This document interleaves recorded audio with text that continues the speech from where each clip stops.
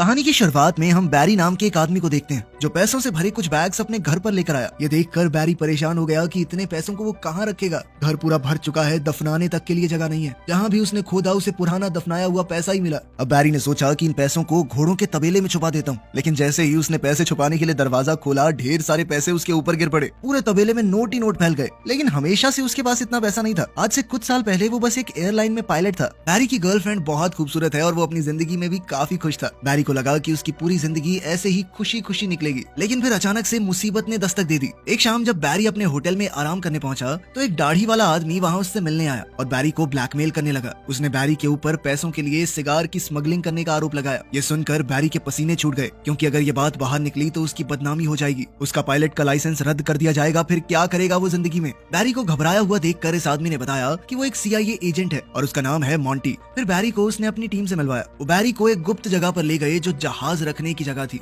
वहाँ उस वक्त का सबसे तेज प्लेन देखकर बैरी की आंखें चमक उठी। इस प्लेन में 2 बहुत ही ताकतवर इंजन थे। बैरी उस प्लेन को बड़े चाव से देखने लगा। मॉन्टी ये देखकर बहुत खुश हुआ और उसने बैरी को उसका मिशन बताया। बैरी को ये प्लेन सेंट्रल अमेरिका के दुश्मन देशों के ऊपर उड़ाना होगा। उसे प्लेन जमीन के पास थोड़ा नीचे उड़ाना है ताकि खुफिया तस्वीरें ली जा सकें। लेकिन ये खुफिया मिशन है, इसकी जानकारी बैरी किसी को नहीं दे सकता, अपनी गर्लफ्रेंड लूसी को भी नहीं। लेकिन बैरी को इस वक्त किसी भी चीज की परवाह नहीं थी। वो बस अपने सपनों के जहाज को उड़ाने के लिए उतावला था। मॉन्टी ने दरवाजे खोले ताकि बैरी जहाज की टेस्ट ड्राइव ले सके।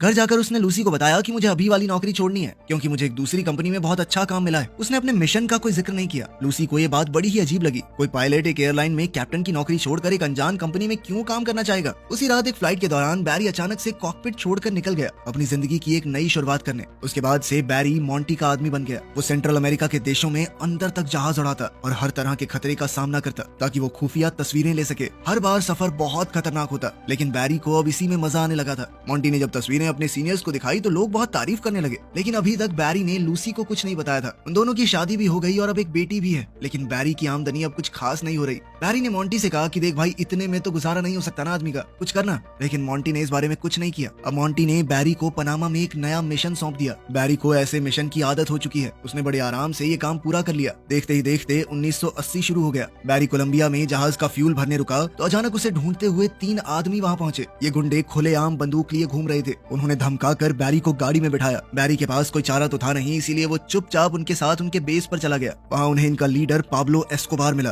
पाब्लो बैरी की असली पहचान जानता है और ये भी कि वो सेंट्रल अमेरिका के देशों की खुफिया तस्वीरें लेता है। ये सुनकर बैरी घबरा गया और सफाई देने लगा कि वो सिर्फ एक आम कंपनी के लिए काम करता है, ना कि CIA के लिए। पाब्लो पूरा सच जानता ही था तो वो हंसने लगा। पाब्लो ने बैरी से कहा कि मैं तुम्हें कोई नुकसान नहीं पहुंचाना चाहता, बस थोड़ी सी स्मगलिंग करनी पड़ेगी मेरे लिए। उड़ते हुए जाओगे, मेरा थोड़ा सामान वहाँ ले जाना। इसके बाद पाब्लो बैरी को अपने फार्म पर ले गया, ये समझाते हुए कि माल की स्मगलिंग कितनी मुश्किल है। इसी काम के लिए उसे बैरी की मदद चाहिए थी। हर डिलीवरी के पूरे होने पर वो बैरी को 1 किलो का $2000 देगा। बैरी ये सुनकर बहुत ज्यादा खुश हो गया। इस सब में तो फोटो खींचने से भी ज्यादा पैसे मिलेंगे। लेकिन जब उसने पूरे सिस्टम को समझा तो बैरी को समझ आया कि कमी कहाँ पर है। जो रनवे पाब्लो ने बनाया था वो बहुत ज्यादा छोटा है और बहुत से पायलट पहले भी टेक ऑफ करते हुए मर चुके हैं। बैरी ने कहा कि ये रनवे थोड़ा लंबा कर लो ना, पैसे की कमी है तुम्हारे पास। लेकिन पाब्लो ने कहा कि अगर काम करना है तो करो, नहीं तो निकलो यहाँ से, सुझाव देने की जरूरत नहीं है। ये सुनकर तो बैरी की ईगो हर्ट हो गई। उसने फैसला लिया कि अब तो मैं इतने ही रनवे में उड़ा के दिखाऊंगा प्लेन। उसने कहा कि ये डिलीवरी तुम्हारे हिसाब से नहीं होगी, मैं बताऊंगा कि सामान कैसे डिलीवर होगा। उसने पाब्लो को एक जगह बताई कि वहाँ खुले मैदान है, मैं प्लेन को बिल्कुल नीचे ले जाकर सामान गिरा दूंगा, वहाँ तुम अपने आदमी भेजकर सामान उठवा लेना। पाब्लो मान गया और सारा सामान लोड करवाया। जैसे ही जाने की तैयारी पूरी हुई, बैरी ने देखा कि प्लेन के अंदर पाब्लो का एक आदमी पायलट की जगह पर बैठा है। लेकिन बैरी ने समझाया कि इस प्लेन में पहले ही काफी सामान है, इससे ज्यादा भार नहीं उठा सकता प्लेन, ठीक है, इसे नीचे उतरना होगा। पाब्लो ने उस आदमी को उतार लिया और फिर बैरी निकलने लगा। पाब्लो ने गुड लक के तौर पर बैरी को एक क्रॉस तोहफे में दिया। बैरी ने उड़ान भरी इस बात से अनजान कि पाब्लो और उसके आदमी उसकी जान पर सट्टा लगा रहे थे कि वो प्लेन को यहाँ से उड़ा भी पाएगा या नहीं। बैरी ने पूरी समझदारी से टेक ऑफ किया, लेकिन सामान भारी होने की वजह से प्लेन एक बार को तो नीचे आ गया था। लेकिन फिर वो दोबारा से उड़ाते हुए पेड़ों के बीच से उसे ले गया। लेकिन फिर वो जैसे ही USA की एयर स्पेस में पहुंचा, वो मिलिट्री के रेडार में आ गया। इस बात से अनजान बैरी जल्दी ही उस पॉइंट की तरफ बढ़ने लगा जहाँ उसे सामान छोड़ना है। बैरी ने ऑटो पायलट दबाया, नीचे का हैच खोला और सामान नीचे गिरा दिया। इसी के साथ बैरी की डिलीवरी पूरी हो गई थी। अगली बार जब बैरी कोलंबिया आया तो पाब्लो और उसके भाइयों ने उसके लिए वेलकम पार्टी रखी और बैरी को उसका कमाया पैसों से भरा बैग दिया। लेकिन इससे पहले बैरी अपनी खुशी मना पाता, कुछ फौजी वहाँ पर आ गए और पाब्लो के बंगले को घेर लिया। पाब्लो ने बैरी से कहा कि तुम अंदर ही रहना, और वो खुद हालात संभालने के लिए बाहर निकल गया। लेकिन बैरी कभी उन धुआंधार गोलीबारी के बीच नहीं आया था और उसकी घबराहट बढ़ती जा रही थी। बैरी ने पैसे उठाए और पाब्लो और उसके आदमियों को ढूंढने बाहर निकल गया। लेकिन बैरी को फौज के आदमियों ने पकड़ लिया और बाकी सबको भी। कुछ दिन बाद पाब्लो और उसके आदमियों को तो बेकसूर कहकर छोड़ दिया गया और सिर्फ बैरी जेल में रह गया। जब बैरी वहाँ पर बंद बहुत परेशान हो रहा था, तभी अचानक मॉन्टी वहाँ आया। बैरी के मुंह पर कई नील पड़े थे और 2 दांत भी टूट चुके थे। लेकिन मॉन्टी ने बताया कि तुम्हारे ऊपर ड्रग स्मगलिंग का आरोप लगा है और कल सुबह 6 बजे पुलिस तुम्हारे घर की तलाशी लेगी। ये सुनकर बैरी को बहुत दुख हुआ। वो अपने परिवार को इस सब में नहीं घसीटना चाहता था। उसने लगातार मॉन्टी से मदद की भीख मांगी। बैरी समझ ही नहीं पाया कि वो मॉन्टी के जाल में फंसता जा रहा है। मॉन्टी ने कहा कि हाँ, मैं तुम्हारी मदद कर सकता हूँ, लेकिन तुम्हें भी बदले में कुछ करना होगा। हाल ही में वहीं पास के एक देश में सरकार बदल गई है और उस प्रेसिडेंट का बहुत से लोग विरोध कर रहे हैं और अब यूएस की सरकार चाहती है कि उस देश में सरकार का विरोध करने वालों को हम पैसा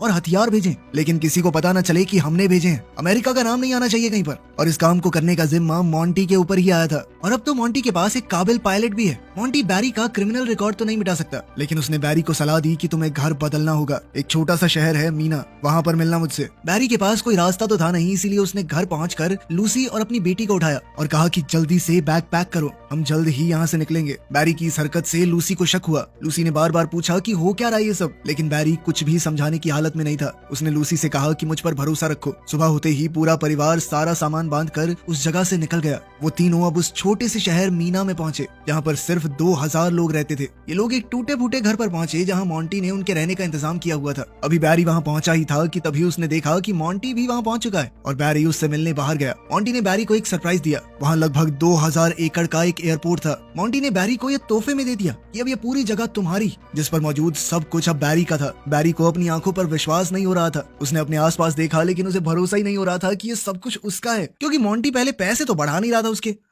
मॉन्टी ने एक लकड़ी का क्रेट खोला जिसके अंदर AK-47 भरी पड़ी थी और बैरी का काम है इन हथियारों को उस देश तक पहुंचाना। मॉन्टी ने बैरी को एक मैप दिया जिससे वहां जाना आसान रहेगा। उसमें यह भी बताया गया था कि कहां कहां फौजी तैनात हैं। इस मैप की मदद से बैरी सबको चकमा दे सकता है। सिर्फ यही नहीं, मॉन्टी ने बैरी को पैसों का एक बैग भी दिया जो पाब्लो के घर से मिलिट्री ने बरामद किया था। अब बैरी के पास मॉन्टी को मना करने की कोई वजह नहीं थी। बैरी जानता था कि अब तो लूसी को सब कुछ बताने का वक्त आ गया है। लूसी बहुत गुस्से में थी क्योंकि वो उसे एक अच्छे शहर से 2000 लोगों के बीच गाँव में ले आया है। यहाँ पर उसके घर में कुछ भी नहीं था, ना टीवी ना वॉशिंग मशीन। कैसे पालेगी वो अपनी बच्ची को? लेकिन फिर बैरी ने उसे सच बताते हुए पैसों से भरा बैग थमा दिया। उसने कहा कि इससे आ जाएगी वॉशिंग मशीन। उसने इधर उधर नोट फेंक कर बताया कि इन पैसों से हम कुछ भी खरीद सकते हैं। इसके बाद लूसी एकदम शांत हो गई। अब साल 1981 में बैरी ने हथियारों का ट्रांसपोर्ट करना शुरू किया। हथियारों से भरा बैग लेकर अब बैरी निकारागुआ देश पहुंचा। बैरी को लगा कि ये लोग उसका स्वागत करेंगे, लेकिन वहां पहुंचकर पता चला कि इन लोगों को हथियारों में कोई दिलचस्पी नहीं है, बल्कि उन्होंने बैरी के चश्मे और जूते छीन लिए, जिससे बैरी को गुस्सा आ गया। उसने तुरंत मॉन्टी को फोन किया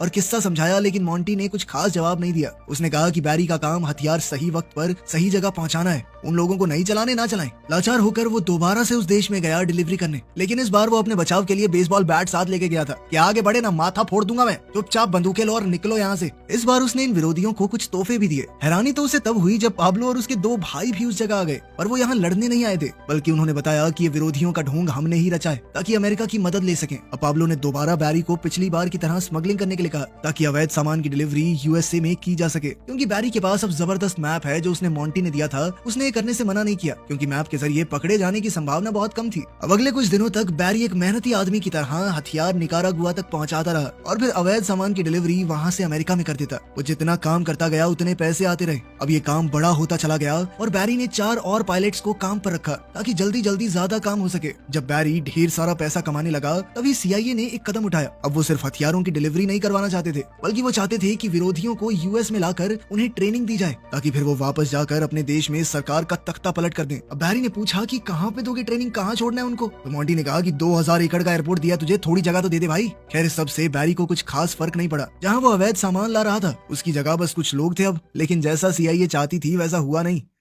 अपने देश में गरीबी और भूखमरी से परेशान ये विरोधी जैसे ही USA की जमीन पर पहुंचे, वो वहां से भाग जाते थे कि हमें वापस नहीं आना। लेकिन बैरी को इस सब से कोई फर्क नहीं पड़ता था। लेकिन फिर जल्द ही उसके सामने एक बड़ी परेशानी आई। बैरी के पास बहुत सारा पैसा था, पर अब वो सारा पैसा बैंक में तो जमा कर नहीं सकता। लोग पूछेंगे कहाँ से आया पैसा, इसीलिए उसने बहुत कम हिस्सा बैंक में जमा किया और बाकी पैसे आराम की जिंदगी जीने के लिए इस्तेमाल करने लगा। उसने पूरे शहर को पूरे साल की बेसबॉल की टिकट्स तोहफे में दे दी। उसने लूसी के लिए एक नई कार खरीदी और पूरे घर को रेनोवेट कर दिया। लेकिन वो जितना खर्चा करता उससे से 2 गुना पैसा उसके पास आ रहा था। अब बैरी ने अपना पैसा छुपाने के लिए बहुत सी कंपनियां शुरू कर दी और शहर के लोगों को बिना मतलब के नौकरियों पर लगा दिया। उसके घर के हर एक कोने में पैसा छुपा कर रखा हुआ था, यहाँ तक कि थोड़ा पैसा घर के पीछे दफना दिया। बैरी बहुत ही बढ़िया जिंदगी जी रहा था, लेकिन फिर एक दिन लूसी का नालायक भाई उनसे मिलने आया और बैरी से कुछ पैसे मांगने लगा। बैरी ने मना नहीं किया, वो जल्द से जल्द उससे छुटकारा पाना चाहता था। लेकिन लूसी कहने लगी कि ये मुफ्त की रोटियां नहीं तोड़ेगा। वो चाहती थी कि बैरी उसे कोई नौकरी दे दे। अब लूसी की बात बैरी टाल नहीं सका। वो उसके भाई जेबी को प्लेन के हैंगर में ले गया, जहाँ उसे साफ सफाई के काम पर लगा दिया।